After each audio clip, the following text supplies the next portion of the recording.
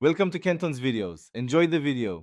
In this video, I will explain how to play Sudoku at an expert level. To start, meticulously mark every possible candidate number in each of the 81 cells. This foundational step is crucial for visualizing the puzzle's landscape. Next, systematically scan for naked singles, where a cell has only one remaining candidate. Then, find hidden singles, where a number can only fit into one specific cell within a row, column, or 3x3 block. These initial steps will help you uncover many early solutions. Moving on, master the art of identifying naked and hidden subsets. A naked pair occurs when two cells in a row, column, or block contain only two identical candidate numbers, allowing you to eliminate those numbers from other cells in that unit. Similarly, a hidden pair means two numbers can only be placed in two specific cells within a unit.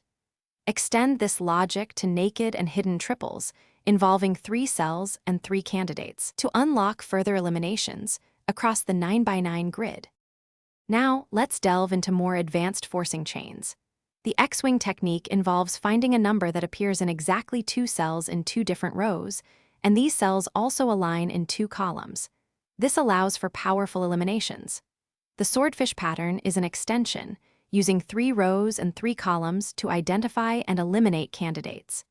For the truly expert player, the jellyfish pattern extends this to 4 rows and 4 columns, offering even more intricate deductions across the 81 cells. To truly master expert Sudoku, consistent practice is key. Regularly engage with challenging puzzles to internalize these advanced techniques. Develop a systematic scanning method, perhaps checking rows, then columns, then 3x3 blocks for patterns. Remember, it's perfectly fine to use pencil marks for all candidates.